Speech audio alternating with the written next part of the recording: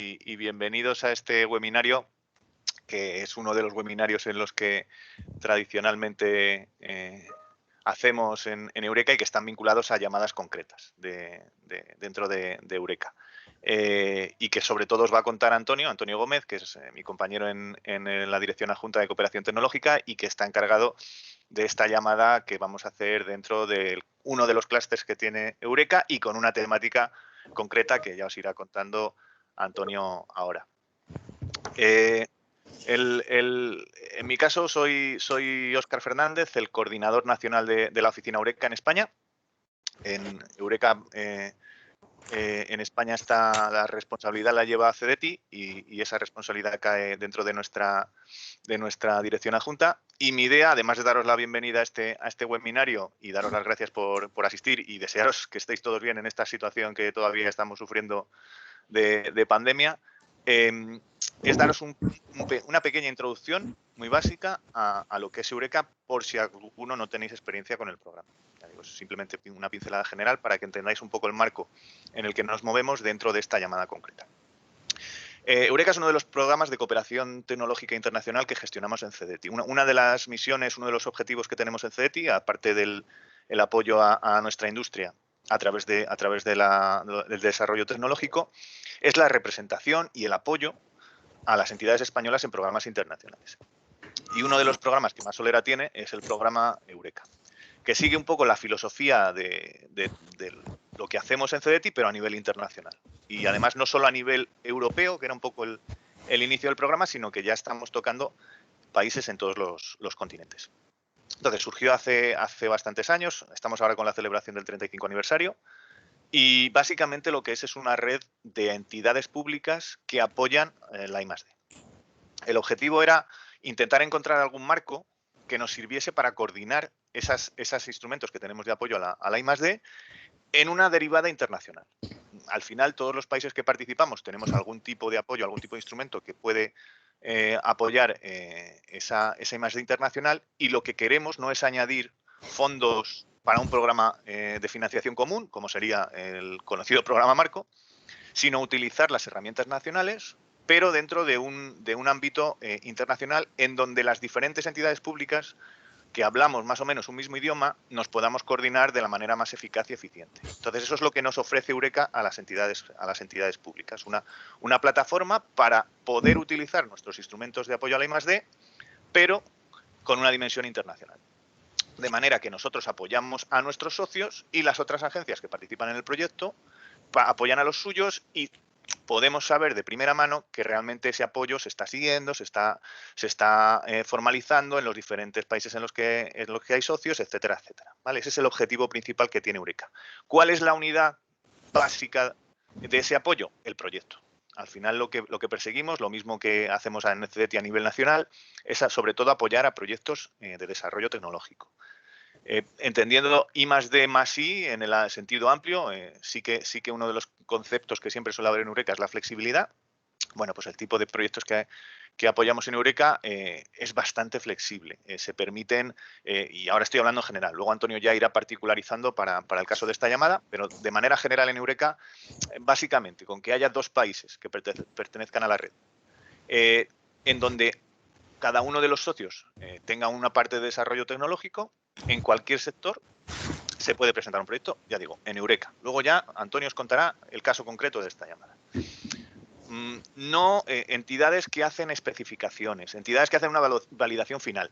Eso sale un poquito. O sea, lo que queremos es que haya desarrollo por parte de todos los socios. Un ejemplo muy básico. Imaginaos el primer smartphone que se hiciese. Bueno, pues una entidad hace la parte de hardware, el teléfono físico, y otra parte hace el software. Ese es el tipo de colaboración que buscamos, en donde si uno de los socios que participan en el proyecto se cae, no hay proyecto. ¿Vale? Ese es la unidad que se suele apoyar en Eureka a través de una serie de instrumentos que también Antonio ahora os dará una visión general. Y lo hacemos, como os decía, las entidades públicas que participamos en el programa a través de las oficinas nacionales, como el caso de CDTI, de diferentes maneras. Hacemos una primera damos una serie de servicios de valor añadido antes de que el proyecto obtenga ese sello internacional, pues de asesoramiento, de búsqueda de socios si fuese necesario, de apoyo en la preparación de la propuesta. Ojo, no preparamos nosotros la propuesta, pero sí que os podemos dar alguna pista de cómo prepararla. Sobre todo, facilitamos el acceso a financiación y luego Antonio también nos contará las condiciones o las características de la financiación en el caso de España para esta llamada. Y luego, a posteriori, también damos servicios de valor añadido con el seguimiento y, sobre todo, desde el punto internacional, yo diría que de visibilidad. Es decir, intentamos que los proyectos, cuando finalicen, pues hacer casos de éxito con ellos, promocionarlos, invitaros a eventos para que podáis hacer promoción de la tecnología, etcétera, etcétera. O sea que al final las oficinas no solo nos quedamos en la parte de la financiación, que es probablemente lo que más se ve y lo que a primera vista más interesa, sino que también tenemos una serie de servicios de valor añadido, ¿vale? Y como os decía, para todo esto, todo esto lo orquestamos con una serie de instrumentos que hay dentro de Eureka y que van a servir un poco de introducción para que Antonio se empiece a contar la llamada en estos dos webinarios que vamos a hacer. El primero de hoy y el que hará también el jueves que viene Antonio. Así que sin más, le cedo la palabra a Antonio y que él os vaya contando todo lo que está. Yo, si os parece, lo que haré será ir pasando y me va diciendo Antonio que vaya pasando las transparencias, ¿vale? Correcto. Muchas gracias, Óscar, por tu inicial presentación. Muy buenos días a todos. Mi nombre es Antonio Gómez, dentro del departamento del programa Eureka en CEDETI, de los programas internacionales. Y bueno, les doy la bienvenida a este webinario que, como hemos dicho, se va a repetir el próximo día 12 para otro grupo de personas que ya están apuntándose. Bien, como decía mi compañero Óscar, el programa Eureka, que ya tiene mucha veteranía, son 35 años de andadura, se nutre de estos proyectos porque tiene una serie de clúster o subprogramas más pequeños que cada uno está especializado en un área tecnológica o en un dominio de las tecnologías, por ejemplo, de las energías renovables, como es Eurogía, o programas de sensores y telecomunicaciones avanzadas, o de ciberseguridad, o de turismo. Es decir, cada burbuja que ven ahí pueden ser, por detrás, células de embriones de nuevos proyectos.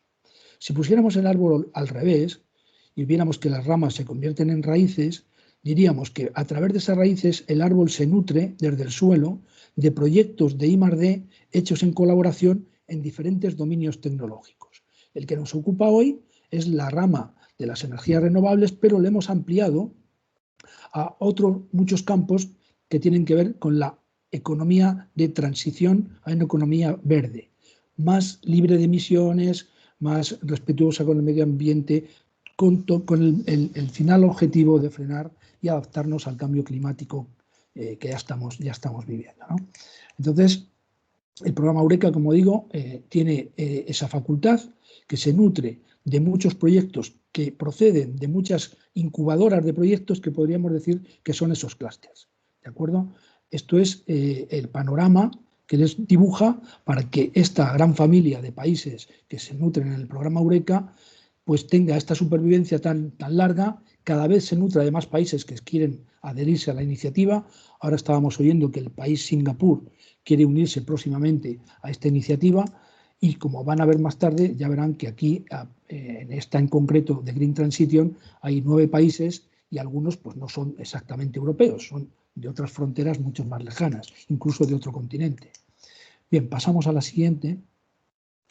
El clúster de Eurogía y en general todos los clústeres son unas células de personas expertas en este dominio tecnológico que tienen casi todos un pedigrí industrial. Es decir, conocen muy bien las tecnologías, el estado del arte actual y saben o pronostican cuál va a ser el estado siguiente, el escenario siguiente de esas tecnologías. Es un club, digamos, de amigos o un club, digamos, de interés que se une, se nutre de proyectos, pero a su vez pues puede haber seminarios, puede haber cursos de verano, porque están hermanados en un mismo club que mira por los mismos intereses, que son las tecnologías, en este caso, de energías renovables y las energías green, que son las que vamos a ver hoy. Hay ya una tradición de proyectos, unos han terminado, otros están en marcha y otros están por venir. Y hoy lo que estamos haciendo es ese embrión de proyectos que queremos generar.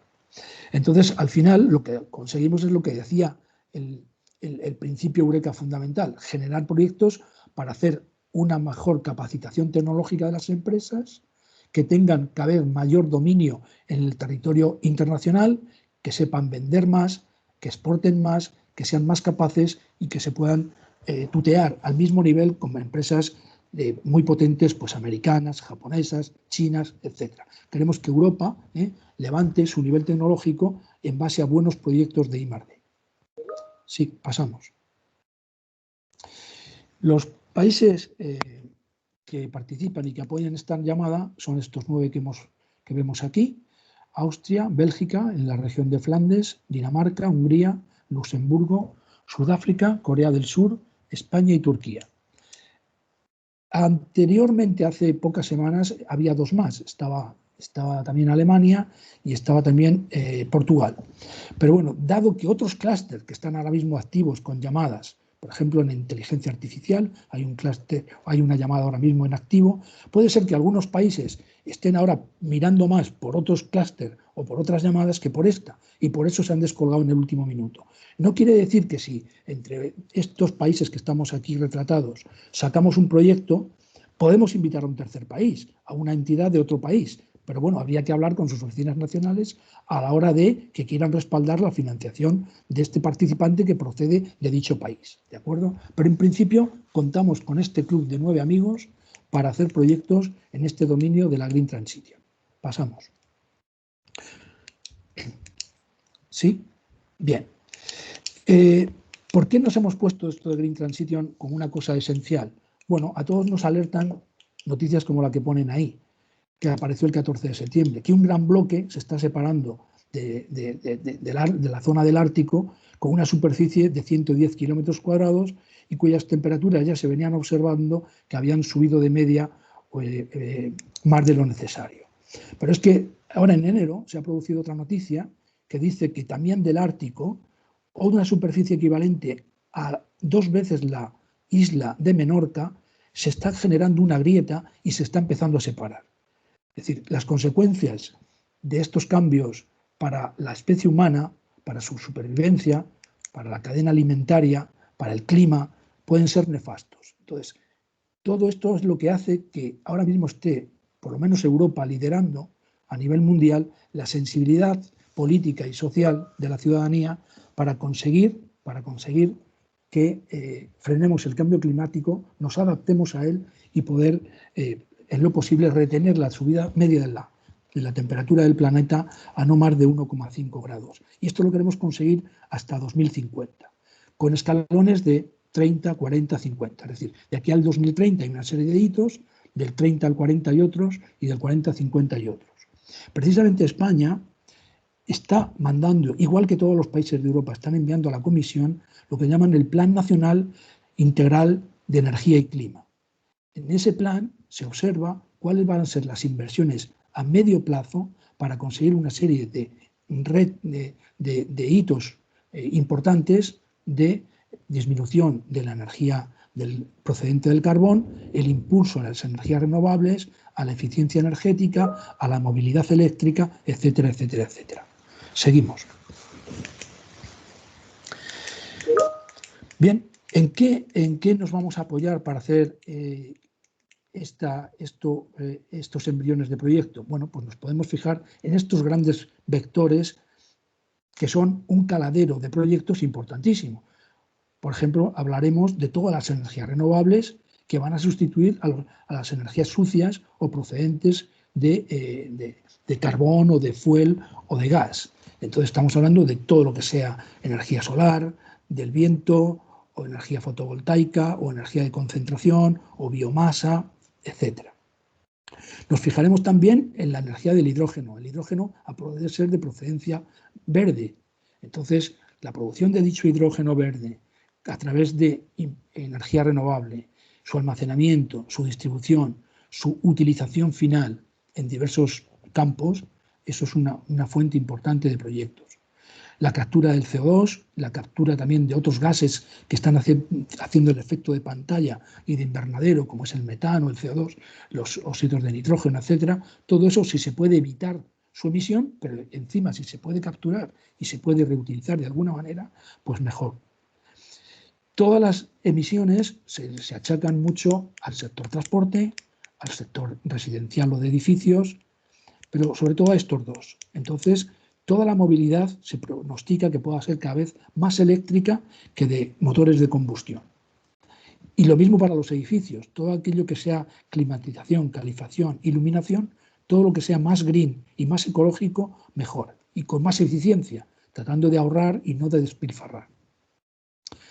Nos apoyaremos para hacer los proyectos en todas las tecnologías de apoyo que nos den mejor rendimiento, mejor eficacia, mayor garantía, menores errores. Entonces hablemos de aplicar inteligencia artificial, Internet de las cosas, el Big Data, el 5G, etc. También se habla de las Smart Grids o las microgrids y también de la movilidad eléctrica. La monitorización del medio ambiente, en el agua, en el aire, en los ríos, en el mar, para saber cómo estar de alerta ante amenazas, cambios bruscos que pueden amenazar o causar un desastre. También se habla de los bioresources. Un bioresource puede ser desde un biocombustible hasta la remediación del desastre natural mediante sistemas naturales. Es decir, un bosque en sí mismo, plantar árboles en sí mismo, sería un remedio natural de secuestro de CO2 y de emisión de oxígeno a la atmósfera. Entonces, digamos que la reforestación ya es un medio natural para evitar emisiones. Esto es también un capítulo muy importante que a muchos países, principalmente los nórdicos, le están dedicando mucha atención. Toda la observación, como hemos dicho, y monitorización se puede hacer con sistemas importantes como los drones, las imágenes de satélite, etc. Y ponemos en anymore. Pues sí, efectivamente, podemos pensar en otras tecnologías que no están aquí expuestas, pero que evidentemente van al mismo objetivo: evitar emisiones, evitar residuos, no despilfarrar ni energía ni materiales estratégicos, tratar de reciclarlos, reutilizarlos, diseñar productos, lo que llaman ecodiseño, para que sean fácilmente luego desmontables, recuperables y reutilizables en otra cadena de valor, haciendo una economía circular, es decir, que no, al final el residuo sea cero. Todo residuo está prohibido.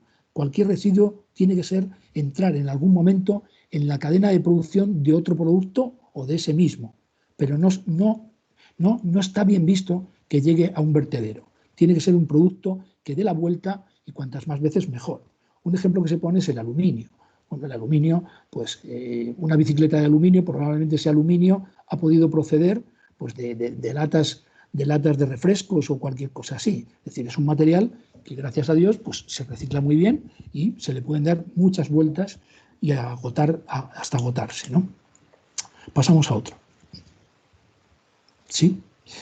Bien, esta vuelve a repetir lo anterior: la descarbonización, las energías renovables, los vehículos eléctricos y la movilidad eléctrica y la recarga, la emisión cero para los edificios o emisión neutra, las tecnologías de hidrógeno verde, los biorecursos, la economía circular, las tecnologías de apoyo, ICT, IoT, cybersecurity, smart grids, microgrids, blockchain, flexibility, etcétera, etcétera. Es un poco repetir cosas que habíamos dicho. Sí, seguimos.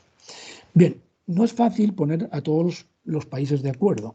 Entonces, al menos hemos consensuado todas estas fechas que veis aquí, y lo mismo que estamos haciendo hoy, pues probablemente se esté repitiendo pues, en Sudáfrica o en Turquía o en algún país de los que sus banderas aparecieron antes. Todo esto se empezó a llamar la atención el 22 de febrero, hace unas cuantas fechas ya. Entonces, yo mismo ya repliqué un mensaje con fecha 22 de febrero a muchos destinatarios de las listas de distribución de CDTI, y luego nos hemos puesto de acuerdo ya todos los países en las siguientes fechas. La primera que aparece ahí es que todos los concursantes que opten tienen la oportunidad de hacer un pequeño abstract, llevarlo al clúster y el clúster lo examina y le hace un pre-checking, pudiendo recibir inputs de mejora, de arreglo, de transformación de esa idea para que tenga un mejor valor. Nos hemos puesto el límite de aceptación de propuestas ya completas el 15 de junio. Es decir, todos los que quieran meter proyectos a esta convocatoria tienen que cumplir con este mandato. Todas las propuestas perfectamente descritas tienen que ser depositadas antes de ese día. Incluso se pone una hora, que son las 17 horas, creo, de la hora oficial en Europa. Luego nos hemos puesto un periodo de evaluación, discriminación, estudio entre los países para determinar cuáles son las propuestas mejores, llamadas elegibles, y para ver la posibilidad de financiación en cada país que interviene.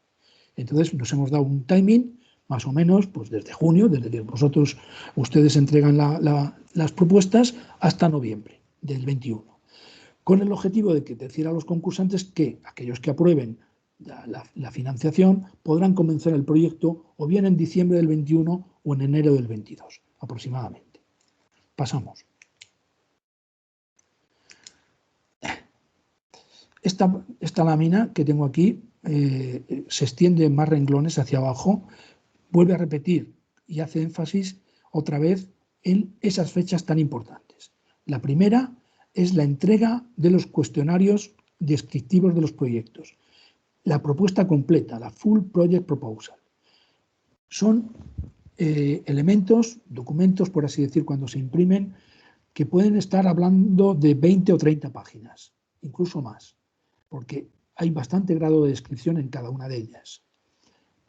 La presentación luego la haremos al mismo tiempo en CEDETI, haremos una réplica de ese Full Proposal en inglés, haremos una réplica para introducirlo en CEDETI en la misma fecha y luego la solicitud de financiación, aquellos que sean elegibles, que se lo vamos a comunicar con anticipación, van a presentar la solicitud de ayuda al CEDETI el 12 de julio como fecha límite.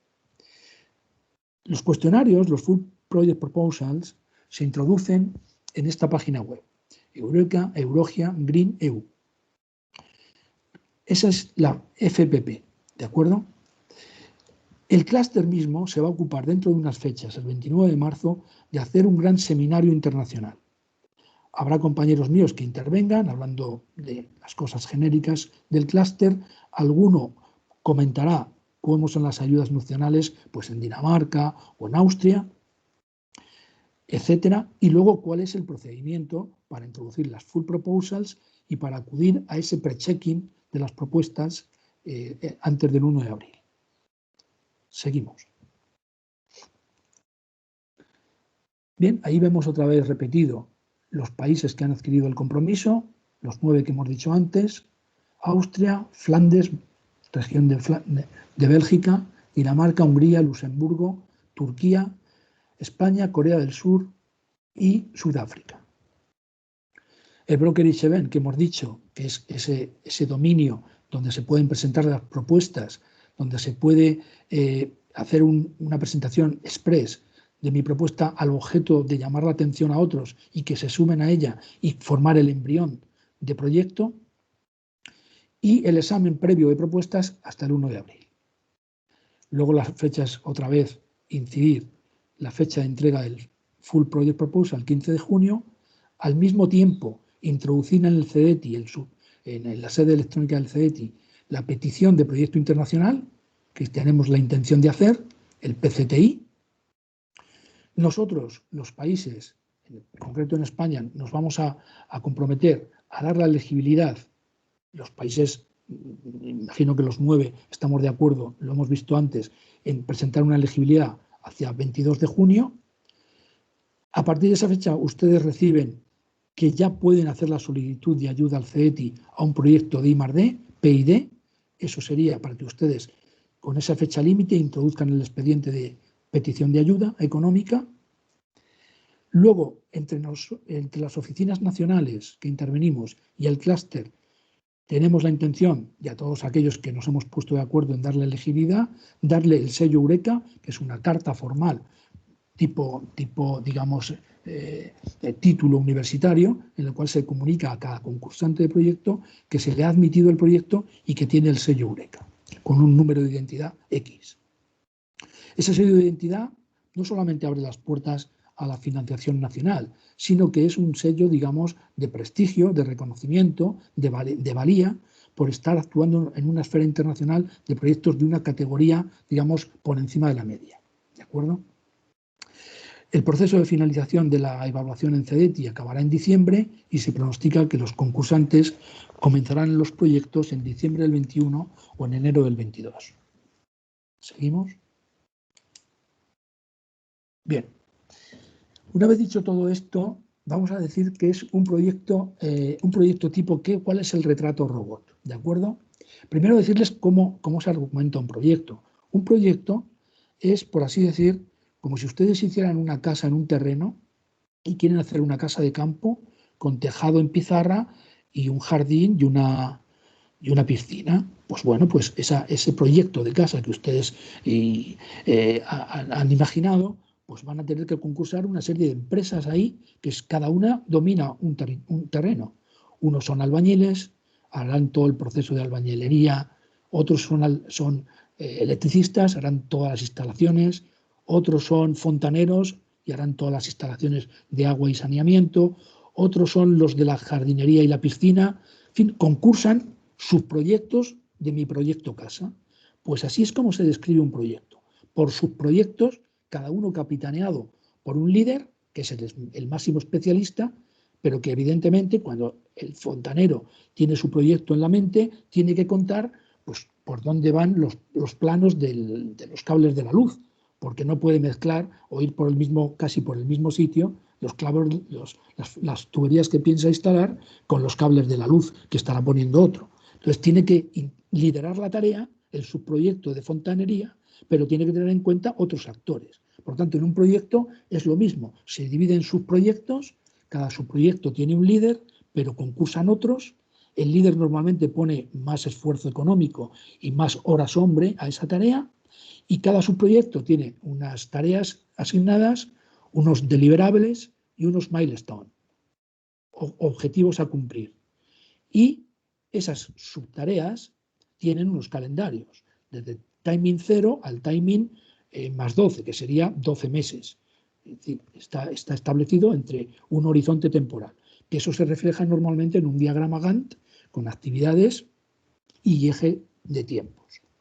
Bien, y una vez dicho esa burda explicación de cómo se cuenta el proyecto en el Full Project Proposals, digamos que un proyecto robot, un proyecto tipo, tiene exigible mínimo 2 países y una empresa en cada país.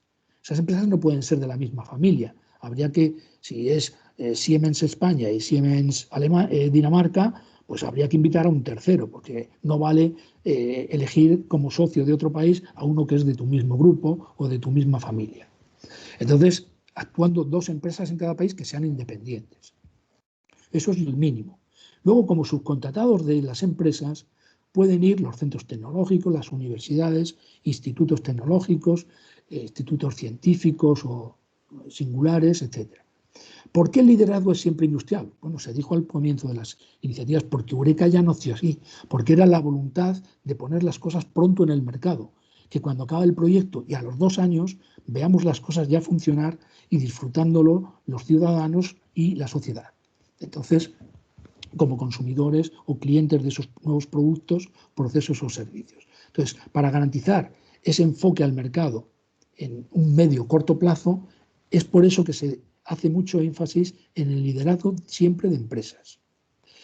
Cualquier proyecto que sea elegible tiene que tener un gran impacto económico, social y medioambiental. Se genera riqueza, empleo, etc. Entonces, todo eso se mide y se desea que el impacto sea máximo. Se va a mirar el equilibrio y la complementariedad.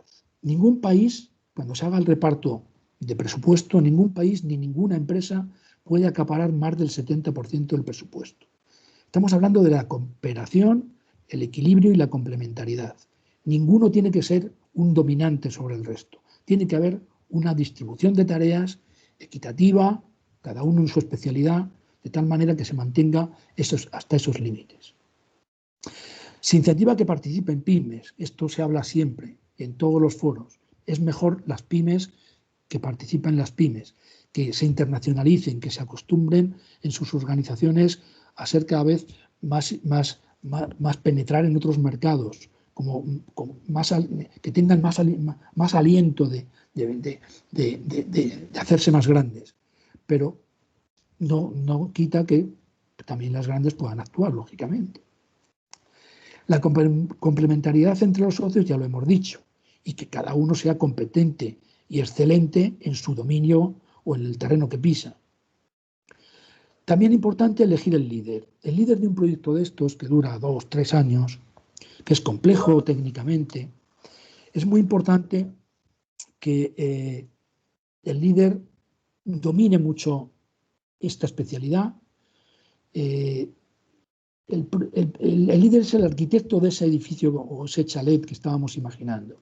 Es un hombre que domina desde arriba todo el espectro de tecnologías, marca el paso del proyecto, es reconocido por otros como el más capaz para llevar esta tarea, tiene dotes de liderazgo, es disciplinado en la gestión, coordinación, etcétera, porque una cosa que se mide en la legibilidad es que el proyecto esté bien estructurado, con todas unas características de dominio en la implementación, de tal forma que nos dé garantías de que llega de principio al final sin tropiezos el proyecto.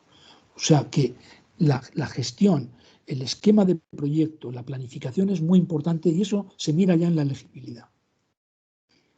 Importante también que ese líder, pues a lo mejor sea el que más patentes tenga, el que ya tenga una marca muy reconocida en el mercado, tiene un prestigio internacional. Eso es lo que se espera de ese líder, ¿de acuerdo? El presupuesto medio. El presupuesto medio, hay algunos países que dicen que debería ser un poco más alto. Bueno, si pensamos en las pymes, creemos que poner un rango de entre 1,5 millones y 6 millones de euros para cualquier proyecto está bien, ¿eh? En ese margen nos podríamos meter, ¿eh? La duración, pues siempre entre 12 y 36 meses. Puede haber proyectos más largos, pero tampoco más de, por ejemplo, 40 meses. Eso ya nos parecería excesivo porque a la evolución que las tecnologías van cambiando y van sustituyendo unas a otras y van reemplazándose, si se espera más tiempo es posiblemente que a lo mejor de forma inesperada surja una tecnología que desbarque la nuestra y nos eche a la cuneta y no podamos llegar a tiempo. El número de socios, pues bueno, hemos dicho que 2 es el mínimo, pero bueno, una media podríamos decir 4 o 5 socios, ¿eh? De 2 o 3 países, pues sería lo deseable. Y los desarrollos de los proyectos, pues pueden ir desde un TRL3 hasta un TRL7.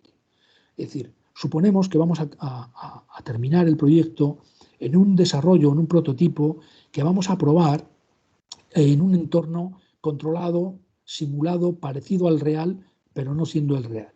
Es decir, es una etapa anterior a la comercialización, por supuesto. Entonces, ese sería un poco el final del proyecto, una etapa demostradora del producto, proceso o servicio que vamos a ofertar y empleándolo la forma ingeniosa de hacerlo funcionar a una escala más pequeña que la real. Partiendo, por ejemplo, de un desarrollo 3, que es, por ejemplo, cuando las cosas funcionan pues, a escala laboratorio o a escala casi de tablero de dibujo. Bien, vamos a pasar a la siguiente. Las fechas clave creo que ya las he dicho, pero aquí aparecen 2 cosas diferentes. Primera, que el 15 de junio es el FPP, lo he dicho antes, pero aquí aparece una cosa nueva, que es el Draft Consortium Agreement Draft.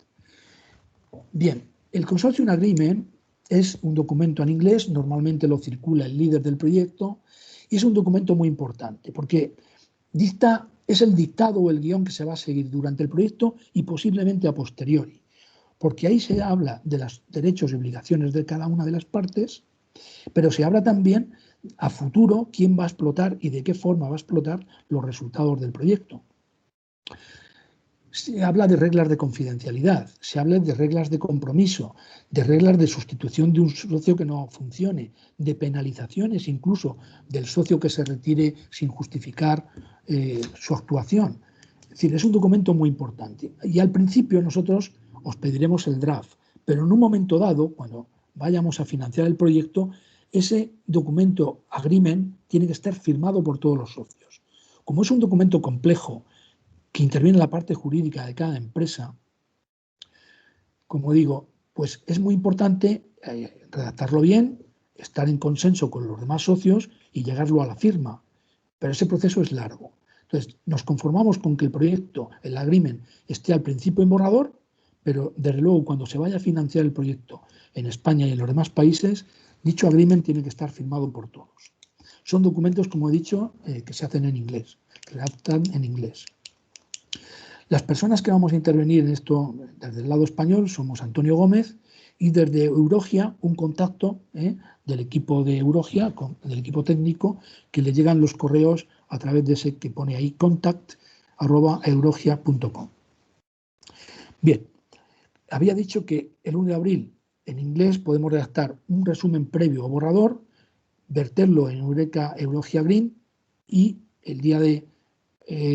se puede presentar al 29 de marzo, pero además luego hasta el 1 de abril podemos recibir inputs de mejora de ese borrador, de esa propuesta, al objeto de hacerla más atractiva y definirle más los flecos o los perfiles del proyecto que luego se va a convertir en una FPP.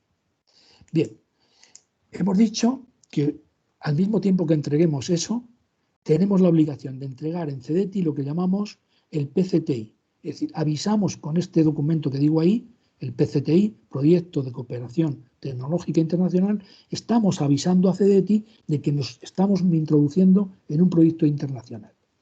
Este PCTI, que salta cuando nos metemos en la sede de CDTI, este PCTI tiene un reflejo casi total en el FPP, es decir, es una versión reducida o, digamos, sí, más reducida del FPP y más describiendo la parte española del proyecto. Si antes decíamos que un FPP son 58 páginas, pues el PCTI a lo mejor no llega ni a 20, ¿de acuerdo? Es una versión reducida de lo anterior, pero estamos ya avisando a CDTI de que estamos embarcándonos en un proyecto internacional. Bien, como hemos dicho antes, hay un procedimiento en el cual los países nos tomamos un tiempo para hacer la elegibilidad y comunicamos al socio español que esté interviniendo o al líder español que esté liderando un FPP que es el momento de meter ya la petición de ayuda, porque ha sido elegible por nosotros y por los socios o autoridades nacionales que estén interviniendo en el proyecto por otra parte. Entonces, antes del 12 de julio les pedimos que metan el PID, el proyecto de I+D, proyecto de I+D que consta de una memoria técnica, de un presupuesto muy concienzudo, muy desglosado y de cuántos anexos ayuden a comprender el proyecto y a entender la tecnología en la cual nos vamos a meter. Ese presupuesto y esa memoria cuentan con mucho detalle todo el desarrollo técnico que se va a producir dentro del proyecto. Son tareas técnicas, normalmente desarrolladas por recursos humanos de alta cualificación. De acuerdo, pasamos. Bien, esta, como ya le he dicho a todos, no hay ninguna cifra aquí, ninguna fecha que no haya salido ahí antes, me la voy a saltar. Pasamos a otra. Bien, el procedimiento de solicitud, si damos varias veces va a salir que tiene dos renglones en paralelo. El de arriba, el superior, es todo el procedimiento internacional que se está llevando a cabo en las oficinas y en el clúster hasta conseguir evaluar el proyecto, primero un análisis de elegibilidad, luego evaluarlo y luego darle el certificado o sello, que lo emite el clúster y que tiene ese aspecto de diploma o carta tipo diploma. Y en paralelo, las autoridades nacionales hacemos la evaluación. En CDTI, la evaluación nuestra, que se basa en evaluar el PID y el PCTI, intervienen dos elementos en CDTI, el departamento DET y el departamento DEF. DET significa Departamento de Evaluación Técnica y DEF es el Departamento de Evaluación Financiera. Cualquier proyecto dentro de CEDETI sigue esos dos caminos y es examinado desde un punto de vista tecnológico y desde un punto de vista financiero. Y solamente se van a financiar los proyectos que las dos evaluaciones hayan salido positivas. Por ejemplo, no podemos admitir proyectos donde una empresa esté en crisis, porque si su situación es de crisis, será detectado por el Departamento de Evaluación Financiera y dirá, esta empresa no se puede financiar, no está en condiciones de ser financiada. Entonces, es muy importante que sepáis que lleva esos dos caminos internamente en CEDETI la evaluación. Bien, si todo sale bien, se recibe el certificado y se financia con el crédito que se estime a la empresa concursante. Pasamos. Las condiciones financieras de un proyecto de I+D son las siguientes. Presupuesto mínimo del proyecto, 175.000 euros. El máximo no está definido. Podríamos decir que hay una media de 2 millones de euros por concursante y tampoco hay un máximo. Pero bueno, va a depender de la situación financiera de la empresa el que se admita más o menos un presupuesto más alto o más bajo. La duración, ya se ha dicho, 12 o 36 meses, distribuida por hitos anuales. Hitos son verticales en el diagrama Gantt que separan las tareas en grandes bloques y normalmente son periodos de 12 meses. La cobertura de este préstamo que se da al concursante es del 85% del presupuesto, a un interés fijo de 0%, para amortizar en 7 o 10 años. Se aplica el crédito, tiene un tipo de interés, el Euribor, que es ahora y desde hace unos años está en el 0%. Siempre hay un periodo de carencia durante el cual no se devuelve, solamente se devuelven intereses, pero no se devuelve la parte del principal del crédito, que es de 2 o 3 años al terminar el proyecto. Y ojo a esto, lo más importante, existe un tramo no reembolsable. De casi toda la ayuda que se preste, un 33% se perdona. Es a fondo perdido. Es el 33% del 75% del presupuesto elegible. Esto es lo que llamamos dentro de la casa el tramo no retornable de la ayuda prestada. El desembolso de este dinero se hace por hitos vencidos o bien se puede optar por a la firma del contrato de préstamo de un desembolso inicial. ¿De cuánto? Pues de un 35%, con un límite de 250.000. Nada más empezar el proyecto, después de la firma del contrato. Si la empresa desea más dinero al inicio, entre un 50 o un 75%, pues entonces por la diferencia tendrá que constituir avales bancarios. También a la firma del contrato en CEDETI se va a dar un informe motivado para hacer una desgravación fiscal de las actividades de I+D que contenga el proyecto. Ese informe de desgravación fiscal dice que por término medio la empresa se puede desgravar entre el 10 o el 12% de los gastos elegibles del proyecto de I+D. Pasamos. A veces el socio español puede estar interviniendo en tareas donde es muy importante la compra de activos nuevos. Porque los proyectos de PID, luego lo vamos a ver a continuación, solamente admiten amortizaciones de equipos, no compra de activos nuevos.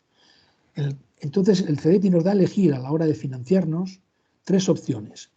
Coger el dinero de préstamo del PID, tomar el dinero de préstamo de un LIC, línea de innovación, o bien una autofinanciación, que la empresa quiere el sello Eureka, va a actuar internacionalmente, pero tiene fondos de otros orígenes o son fondos propios y no quiere solicitar ayudas públicas. Bueno, los proyectos LIC tienen estas características también y lo más importante es que llevan un pequeño tipo de interés, se amortizan mucho antes y son periodos más cortos, son proyectos de 18 o 20 meses como mucho, a un hito único. ¿De acuerdo? Y el tramo no retornable es bajísimo, de 2-5% aproximadamente. Seguimos. Estos son los costes elegibles para un proyecto en la amortización de un PID y también de un LIC. En un PID, las cosas que son admisibles como elegibles en el presupuesto son la amortización de equipos, en cambio en el LIC son la adquisición, ojo a esa diferencia. Luego se admiten los costes de personal, sobre todo de especial cualificación o cualificación alta, hombres o mujeres, todo. Materiales y consumibles que se hagan falta para la construcción del proyecto y para hacer las pruebas y ensayos hasta ese grado de demostración.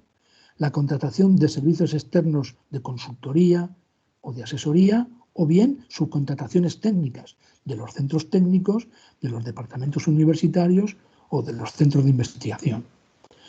Los gastos generales es otra partida de cálculo automático que sale de los costes de personal, más o menos un 25% de los costes de personal sale de forma automática como gasto general, y los costes de auditoría para las fases ya de certificación del proyecto.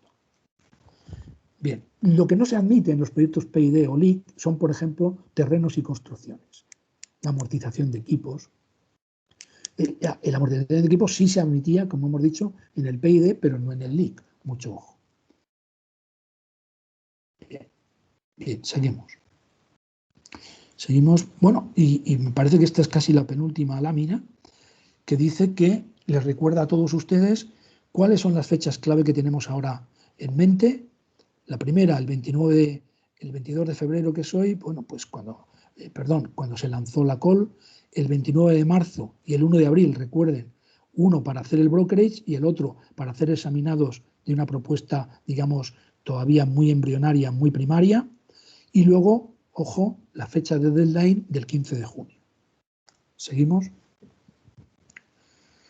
Y creo que no hay nada más. Pues nada más, muchísimas gracias por la atención y ahora nos queda un tiempo corto para poder contestar alguna pregunta que venga a través del chat, una pregunta breve por si hay alguna cosa que deseen que resaltemos de nuevo o que repitamos.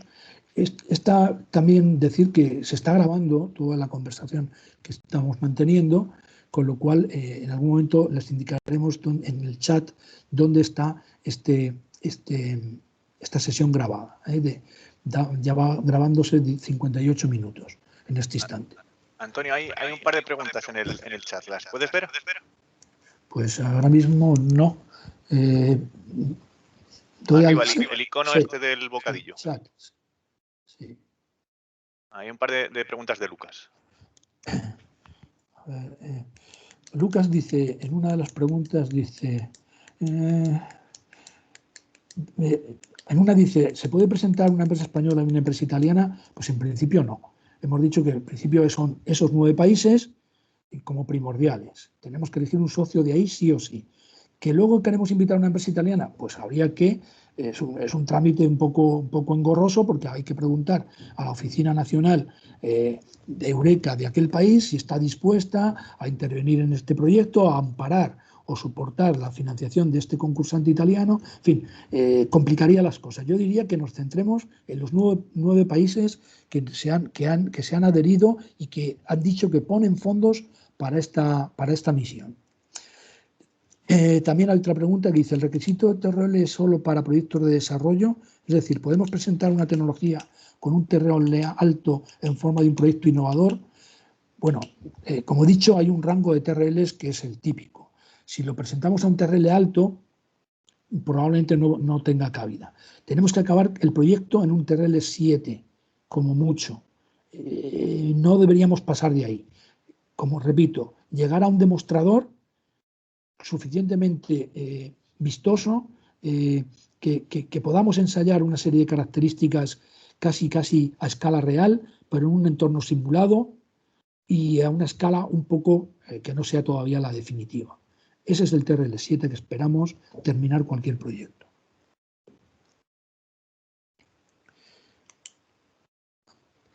Espero que salga alguna pregunta más aquí en el chat. De momento no hay ninguna más.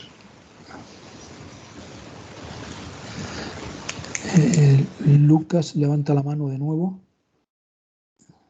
O la ha cerrado.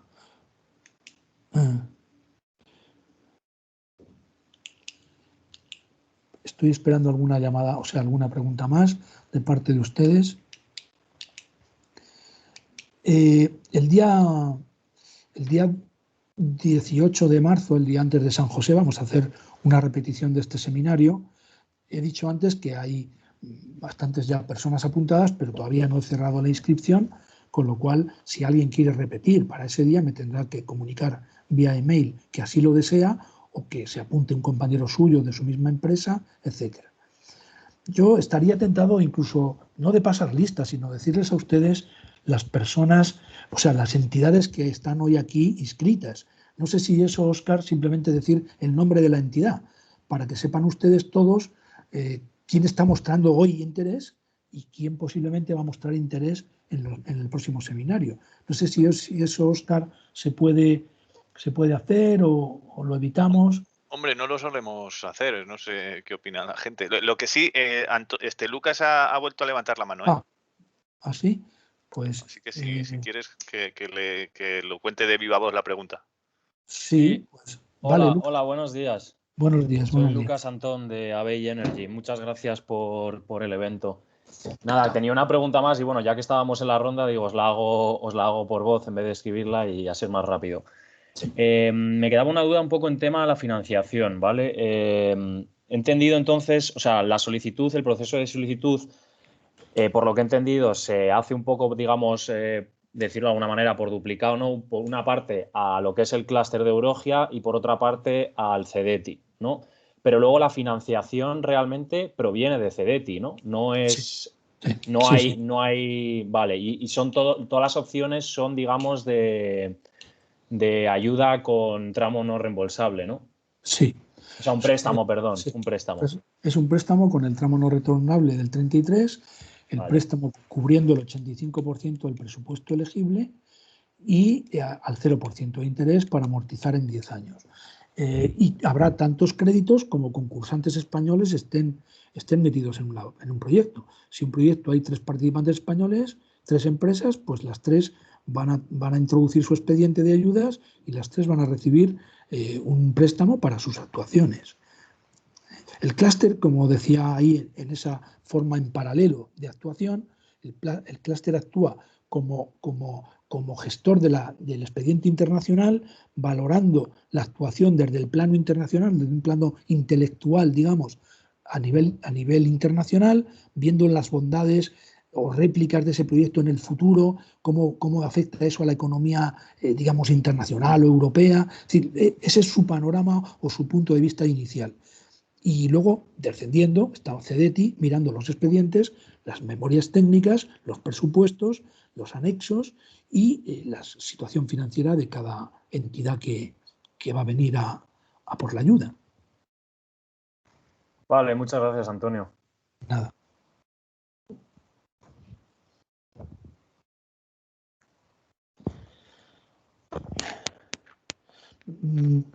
No sé, Óscar, si quieres puedo decir las empresas que están hoy aquí representadas. Como quieras, se puede ver, o sea, la gente además las puede ver cuando ven los asistentes, pues ves el correo de todo el mundo. Con lo que, vale.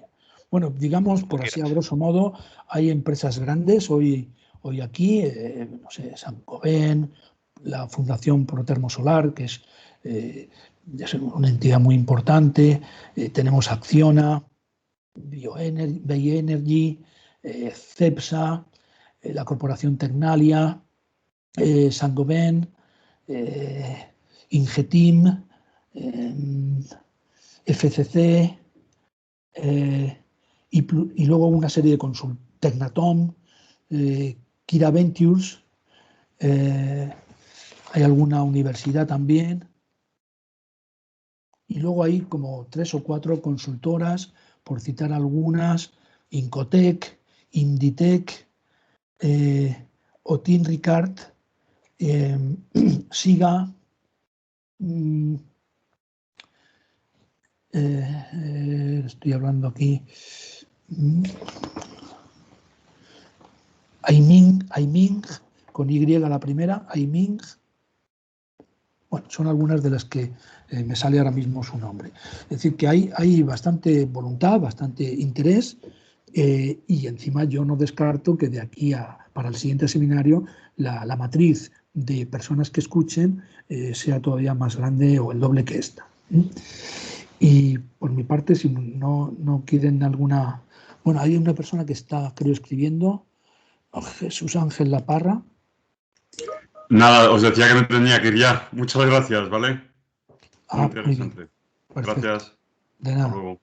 Adiós. Bueno, pues Óscar, si no hay ninguna otra pregunta, el tiempo ya ha cumplido. Eso es, pues si os parece, damos ya por cerrado el... Hay otra persona que escribe en que este están instante. escribiendo. Están escribiendo ahora. A ver si lo miramos para... Jorge Lorenzo. Vamos a esperar.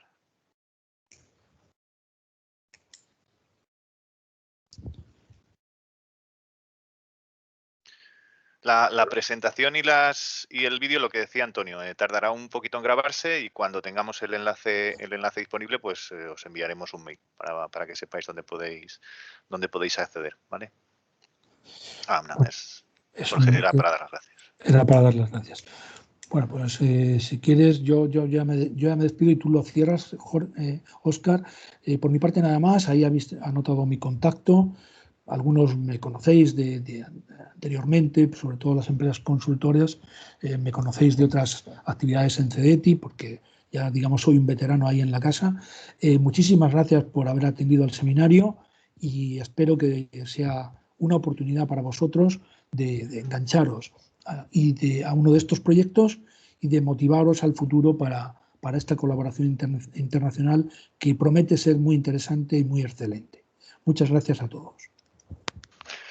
Pues lo dicho por Antonio, lo mismo por mi parte. Gracias por estar ahí y bueno, como decía, tenéis los datos de contacto, cualquier cosa que os vaya surgiendo, la vamos ya viendo con vosotros de manera bilateral y animaros a que si tenéis alguna idea la presentéis porque bueno, es una oportunidad el poder tener el apoyo en esta llamada concreta y nosotros estamos encantados de poder ofrecer la financiación a los buenos proyectos que se presenten. Y nada más, que tengáis un buen día. Muchísimas gracias, Óscar. Gracias, Antonio. Hasta luego, igualmente. Hasta luego. Muchas gracias. Gracias a todos. Gracias.